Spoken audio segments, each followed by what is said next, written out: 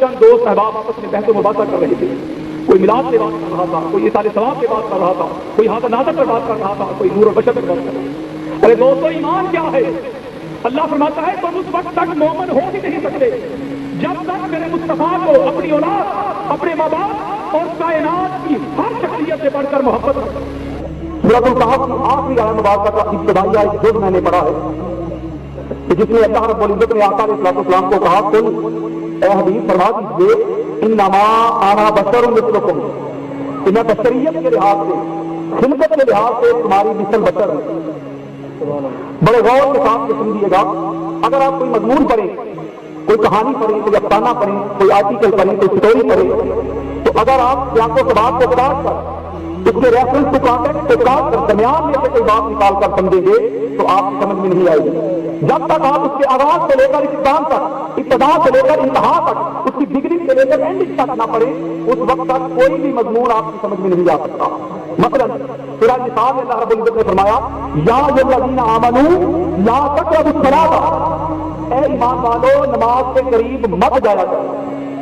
آپ کوئی شخص اس کے ابتدا کو بھی چھوڑ دے, انتہا کو بھی چھوڑ دے, درمیان میں سے اس کو نکال کر کے بھائی قرآن میں تو لکھا ہے کہ ایمان والو نماز کے قریب ہی مت جاؤ, میں دکھاتا ہوں, تو لکھا ہے, تو جو اہل علم ہوں گے وہ تو کہیں گے ارے نادان, تو نے اس کو سیاق و سباق سے کاٹ کر اس جملے کو تو پڑھ لیا کہ نماز کے قریب مت جاؤ, آگے میں کر وانتم سکارا, جب تم نشے کی حالت میں, جب مکمل پڑھیں گے تو تب قرآن کا حکم, قرآن کا امر آپ کو سمجھ میں آئے گا. مثلا آیت الکرسی میں ہے, اللہ رب العزت نے فرمایا, من زلہ یشفع عنده, کوئی شخص دنیا میں ایسا نہیں ہے جو اللہ کی بارگاہ میں شفاعت کر سکے. اور کتنا پڑھا, نہ اس سے پیچھے پڑھا نہ آگے پڑھا, اس کو سیاق و سباق سے کاٹ کر صرف کتنا پڑھا کہ بھائی قرآن میں لکھا ہے کہ اللہ کی بارگاہ میں کوئی سفارش کر ہی نہیں سکتا. تو اہل علم کہیں گے ارے نادال سے آگے بھی تو پڑھ, الا نہیں سوائے ان لوگوں کے جن کو اللہ نے اتنے شفاعت دیا, تب آپ کو بات میں سمجھ میں آئے. پھر اسی طرح اللہ رب العزت نے فرمایا, لا یملکون الشفاعۃ, کائنات میں کوئی اللہ کے ہاں شفاعت کا مالک نہیں ہے. اب اتنا ہی جملہ پڑا اور شور مچانا شروع کر دیا, واویلا کرنا شروع کر دیا, گنورا کرنا شروع کر دیا. قرآن کے آگے آگے کوئی کسی کے کام نہیں آ سکتا, عمل اپنے اپنے, کوئی کسی کی سفارش نہیں کر سکتا. ارے ندا آگے کسی کو کر الا من اتخذ عند الرحمن عہدا, ارے سوائے ان لوگوں کے جن کو اللہ نے اذن دے رکھا ہوگا. پھر قرآن میں ہے, اللہ رب العزت فرماتا ہے, عالم الغیب فلا یظہر علی غیبہ احدا, میں ہر جہاں کا, ہر جہانوں کا غیب میں جاننے والا ہوں, اور اللہ کسی اور کو غیب کی خبر دیتا ہی نہیں. بس اتنا جملہ پڑھ لیا اور آگے شور مچانا شروع کر دیا. تو بھائی اللہ نے قرآن میں کہہ دیا ہے کہ اس کے سوا کسی کے پاس غیب کا علم ممکن ہی نہیں کہ کسی اور کے پاس غیب کا علم ہو. تو اہل علم کہیں گے ارے ندام, اتنا تو تم نے پڑھ لیا, آگے بھی پڑھ, الا من اتبع من رسول, سوائے اپنے محبوب مصطفیٰ, وہ بات مجھے نظر نہیں آتی. ارے سیاق و سباق کے سچنا حوالے ہیں قرآن مجید کی آیات, لیکن وقت بہت محدود ہے کہ اگر آپ سیاق و سباق کو کاٹ کر کسی بات کو سمجھنے کی کوشش کریں گے تو وہ بات آپ کی سمجھ میں نہیں آئے گی. آپ آسان سی آئے بات کا اس مقام پہ اللہ رب العزت نے آقا علیہ السلام کو کیوں کہا کہ پیارے کافروں کو کہہ دیجیے آنا بچہ مثلکم, کہ میں خلقت کے لحاظ سے تم جیسا ہوں. اب الحمد والناس کا پورا قرآن پڑھیں. آقا علیہ السلام جب بھی کفار کو اللہ کی توحید کی دعوت دیتے, اللہ کی وحدانیت کی طرف بلاتے اور کہتے کہ کافروں, جو تم نے 360 خدا بنا رکھے ہیں, یہ لات منات عزا و ہبل, یہ جو تم نے معبود بنا رکھے ہیں, اپنے ہاتھوں سے تراشے ہوئے تم نے خدا بناتے ہیں, یہ تمہارے معبود نہیں ہو سکتے. تمہارا معبود صرف وہ اللہ ہے. جب آقا علیہ السلام کفار کو اللہ کی وحدانیت کی طرف بلاتے تو قرآن شاہد ہے, تو کافر انکار کرتے اور کیا کہتے, سورہ بنی اسرائیل اس کی آیت نمبر 94, فقالوا ابعث اللہ بشرا رسولا, کیا اللہ نے اس بشر کا رسول بنا دیا ہے جو ہمارے درمیان رہتا ہے, ہمارے درمیان اس کا رہتا ہے, کھاتا ہے, پیتا ہے, بازاروں میں چلتا ہے, عبداللہ کا بیٹا ہے, یہ کیسے ہو سکتا ہے ایک بشر رسول بن جائے. تو کافر انکار آقا علیہ السلام کی نبوت کا کرتے تھے, کس وجہ سے کہتے تھے کہ یہ بشر ہے. گویا ان کے گمان میں تھا, ان کے اعتقاد میں تھا کہ بشر رسول نہیں ہو سکتا.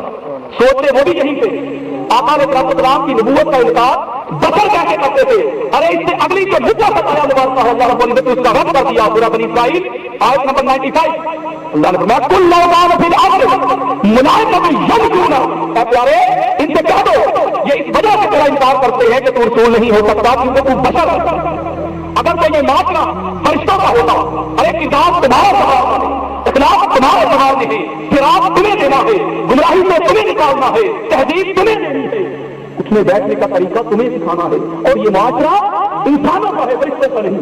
अल्लाह ने फरमाया कि अगर इस दुनिया में फरिश्ते चलते मुतमइन्नीना, अगर इसमें सुकूनत पजीर होते, आगे सुनिए अल्लाह नज़्ज़लना अलैहि मिनस समाए मलकन रसूला, ऐ मेरे मुस्तफा को बशर बशर कहकर उसकी रिसालत का रद्द करने वालों सुनो, अगर ये मुआशरा, अगर ये सोसाइटी अरे बशरों की नहीं मलाइका की होती तो हम मलक को फरिश्ते को ही नबी बनाकर भेज देते, लेकिन ये मुआशरा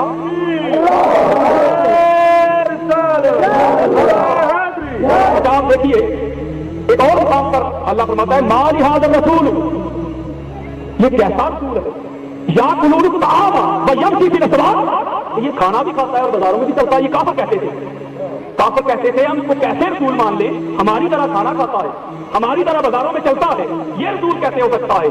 तो अल्लाह ने फरमाया वमा अरसलना क़ब्लका मिनल मुरसलीन इल्ला इन्नहुम, ऐ प्यारे मुस्तफा हमने जितने भी अंबिया भेजे आपसे पहले ला याकुलून ताम व यमशून फिल असवाक़, वो सब खाना भी खाते थे और बाजारों में भी चलते थे। कि तुम मेरे मुस्तफा की रिसालत को इस वजह से जुटला रहे हो, इनकार कर रहे हो कि ये हमारे जैसा बशर है, खाना भी खाता है, बाजारों में भी चलता है, तो फिर बताओ क्या मेरे मुस्तफा से पहले जितने मैंने नबी भेजे हैं, इब्राहिम को भेजा है, हज़रत नूह अलैहिस्सलाम को भेजा है, मूसा अलैहिस्सलाम को भेजा है, ईसा अलैहिस्सलाम को भेजा है, सबको भेजा है, जिनका तुम नाम लेते हो उनको नबी मानते हो, अरे वो भी बाजारों में चलते थे, वो भी खाते पीते थे। तो गोया काफिर जो थे वो आका अलैहिस्सलाम का इनकार करते थे, और इसकी वजह क्या बनाते थे कि ये बशर, हम बशर को रसूल कैसे माने। और यहाँ पर एक और बात करता चलूं कुरान की सनद के साथ कि इस कायनात में जब अल्लाह ने कायनात तख्लीक की तो सबसे पहला जो काफिर हुआ, सबसे पहला जो लाती हुआ, जो मरदूद हुआ, अरे वो भी बशर की रग की वजह से हुआ। आप सूरह हिजर की आयत नंबर 28 से पढ़ना शुरू करेंगे, कुरान पाक पढ़ा है मेरे पास, और 40 तक जाए, सारा मज़मून पढ़े। अल्लाह फरमाता है वइज़ क़ाल रब्बुका लिल मलाइकति इन्नी खालिकुन बशरन मिन सल्सालिन मिन हमअ, कि अभी याद करें जब आपके रब ने फरिश्तों से कहा कि मैं एक बशर बना रहा हूं सल्साल से, ये जो गारेदार सिंध सीधा मिट्टी होती है, बजती मिट्टी होती है, उससे फायदा तो गई है नफक तो भी है मैं रूही, अरे जब इसको सलाम लूं, इसको मुज़क्का और मुसफ़ा कर लूं, इसको ताहर और मुताहर कर लूं, इसको पाक कर लूं, उजरा कर लूं, सुथरा कर लूं, फक़अू साजिदीन, तो तुम सब सजदे में पड़ जाना। अल्लाह कहता है कि उस बशर को जब उसका बशरी पैकर बना लूं, तख्लीक कर लूं, और उसमें अपनी नूर का चिराग जला दूं, व नफख तो फीह मिन रूही, अपने नूर का चिराग जब उस बशरी पैकर के अंदर मैं जला दूं तो तुम सब सजदे में पड़ जाना। अब कुरान कहता है फसजदल मलाइका तो कुल्लुहुम, और जितने भी मलाइका थे अरे सब जब उन्होंने हजरत आदम अलैहिस्सलाम के पैकर में नूर खुदा को देखा तो सब सजदे में गिर पड़े। अब कुरान कहता इल्ला इब्लीस अबा अन यकून माअस साजिदीन, सिवाय बदबख्त इब्लीस के कि वो सजदा करने वालों के साथ शामिल ना हुआ। अब कुरान कहता है कि अल्लाह रब्बुल इज्जत ने इब्लीस से पूछा क्या इब्लीस तुझे किस चीज ने आदम अलैहिस्सलाम को सजदा करने से रोका। काल लम अकुल लिअस्जुदा लिबशर, वो बदबख्त भी कहता है कि मैं इस बशर को सजदा करूं। ये कुरान है। उधर शैतान पहला मरदूद, पहला काफिर, पहला मुनकर, पहला लानती, उसने इनकार किया तो क्या कहा कि मैं इस बशर को सजदा क्यों करूं। उधर काफिर जिनके सामने आका अलैहिस्सलाम अल्लाह की तौहीद का पैगाम देते थे, वो भी कहते थे इस बशर को रसूल कैसे माने। अरे शैतान भी बशर की रग से मरदूद हो गया, और काफिर भी बशर की रग से काफिर हो गया। तूने मेरे आदम को बशर की रग से लगाई है, दबा मेरी बारगाह से आके तू मरदूद हो गया। अरे कुरान उठाओ, अल्लाह फरमाता है क़यामत तक के लिए तुझ पर जान दे। शैतान ने क्या काम किया था, अल्लाह ने भी शुरू में फरमाया था इन्नी खालिकुम बशरा, मैं एक बशर बना रहा हूं। यही शैतान ने कहा लम अकुल लिअस्जुदा लिबशर, मैं एक बशर को सजदा करूं। अल्लाह ने भी यही कहा था कि एक बशर बना रहा हूं। शैतान ने भी जो सजदे से इनकार किया तो वजह उसने भी यही बयान की कि मैं बशर को सजदा क्या करूं। तो दोस्तों जिसने भी सोच खाई, जिसने भी ठोकर खाई है उसने बशर बशर की रट पे। यहाँ पर एक भी नारायणी शब्द याद रख लीजिएगा कि अब हम से हम नाज तक पूरा कुरान पढ़े, आप स्टडी करें, मुताला करें। जिस मुकाम पे भी आका अलैहिस्सलाम ने यही फरमाया है ना, आना बशरुम मिस्लुकुम, वो खिताब काफिरों से है, वो किताब काफिरों से है। क्यों?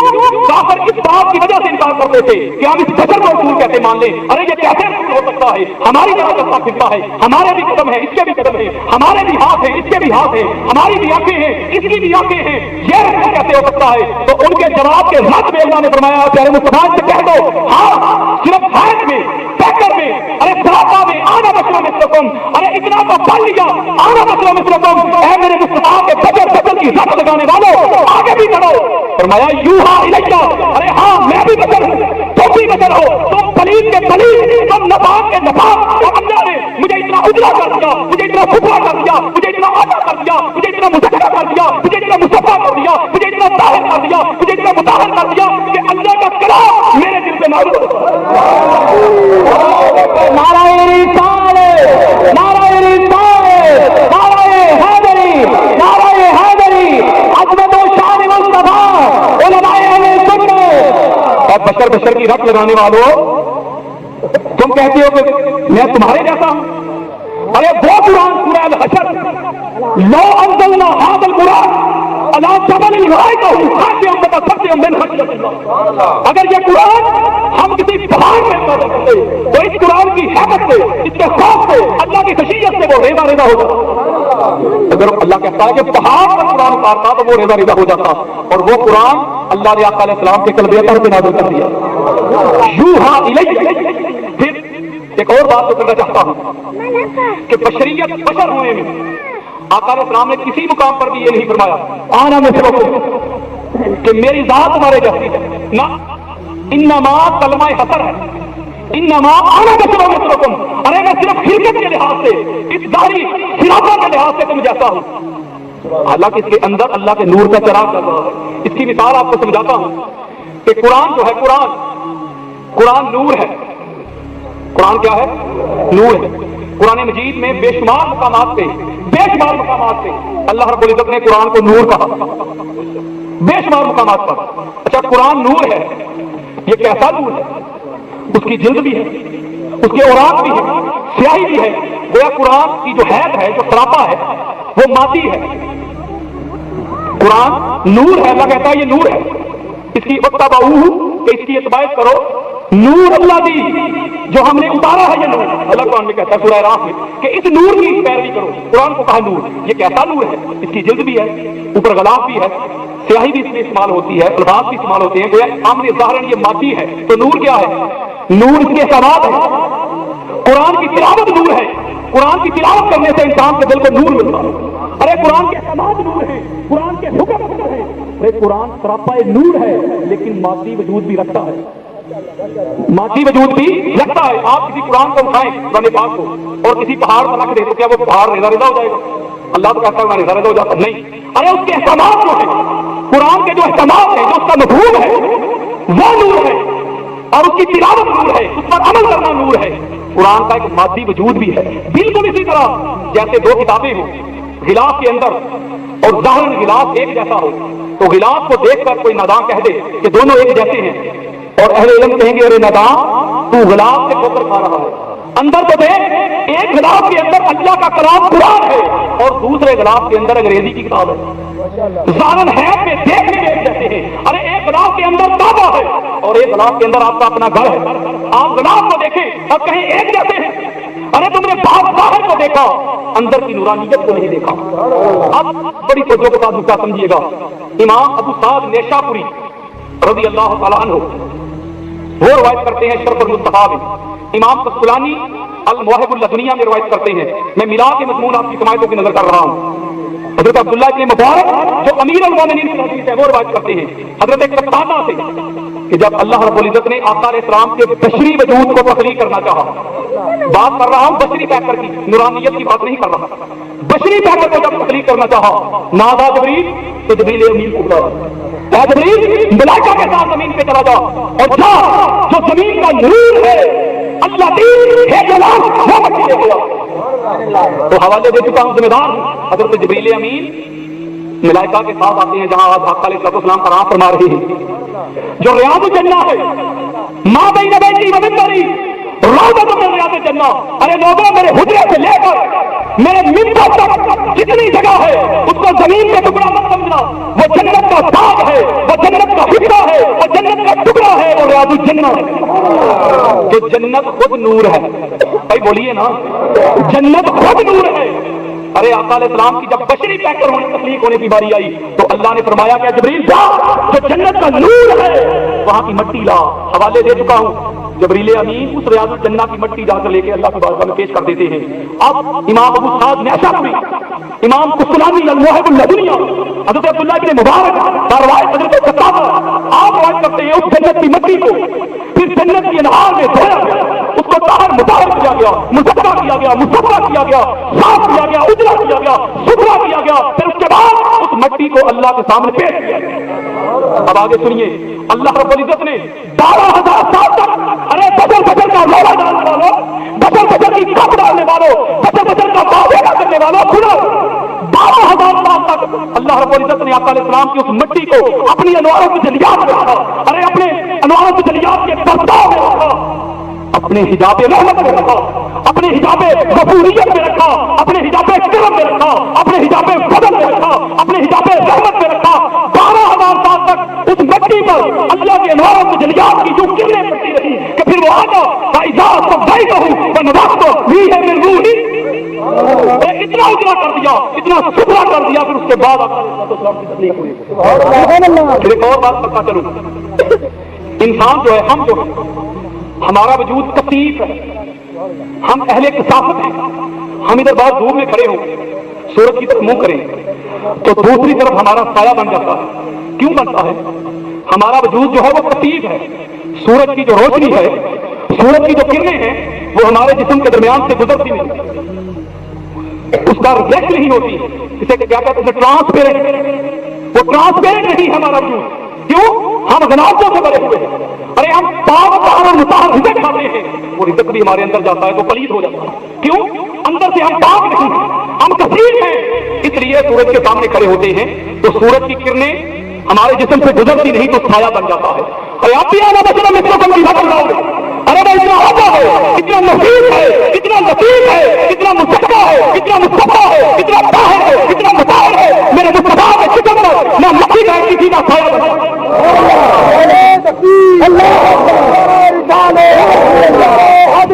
ارے بشر بشر کی فروغ حدیث آپ سب نے سن رکھی ہوگی. صحابہ کرام نے وصال کے روزے رکھنے شروع کر دیے. آقا علیہ السلام بھی وصال کے روزے رکھتے تھے بغیر سحری اور افطاری، تسلسل کے ساتھ. جب صحابہ کرام نے بھی رکھنے شروع کر دیے تو وہ کمزور ہو گئے. آقا علیہ السلام نے کہا کہ میرے صحابہ، میں تمہیں کمزور دیکھ رہا ہوں، نہیں دیکھ رہا ہوں، تم ناتواں ہو چکے ہو، کمزور ہو چکے ہو، کیا بات ہے؟ تو صحابہ کہتے ہیں یا رسول اللہ ہم وصال کے روزے رکھتے ہیں. تو آقا علیہ السلام نے کہا خبردار وصال کے روزے رکھتے ہیں. تو حدیث کے الفاظ پہ غور کرو.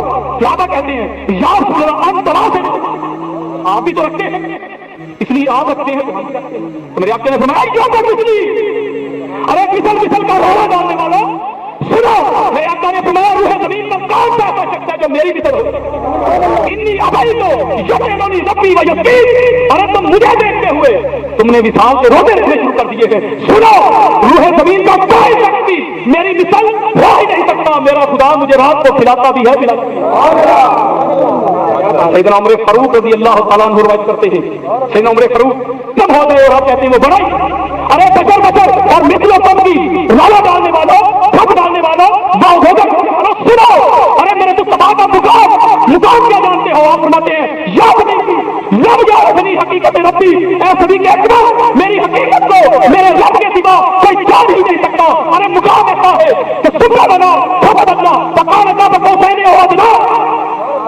ارے ایک طبقہ کہتا ہے کہ نور، دوسرا کہتا ہے کہ بشر ہے. ارے معراج کی رات سدرۃ المنتہا میں جبریل امین جو نور ہے، نورانیت بھی سدرۃ المنتہا پہ رہ گئی. اور بشریت یا سارا علم بشریت جب میرے آقا مقام کی آخری حد پہ کھڑے تھے تو صحابہ لابقا میں تھا.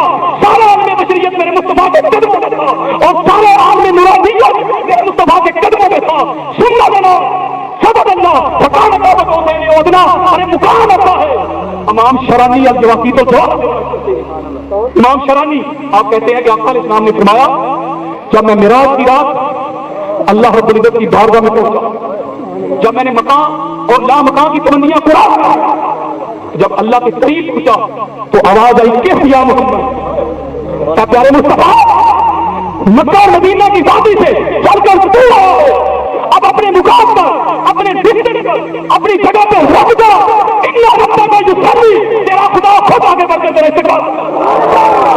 ارے مقام وہ ہے، رفت وہ ہے، عظمت وہ ہے، مقام وہ ہے، بلندی وہ ہے، عظمت وہ ہے کہ خدا آگے بڑھ کر استقبال کرے۔ اور ہمارے درمیان اس لیے کہا اے میرے صحابہ میں تمہارا بھائی ہوں، ارے مجھے پریشان نہ کرو، گھبرایا نہ کرو۔ کیوں؟ اگر آقا بڑے جنتر ملتے تو پھر درمیان میں ایک پردہ حائل ہوگا۔ آقا علیہ السلام نے فرمایا کہ لوگوں سنو میں تمہارے مثل نہیں، سیدنا عمر فاروق کی بات کر رہا تھا۔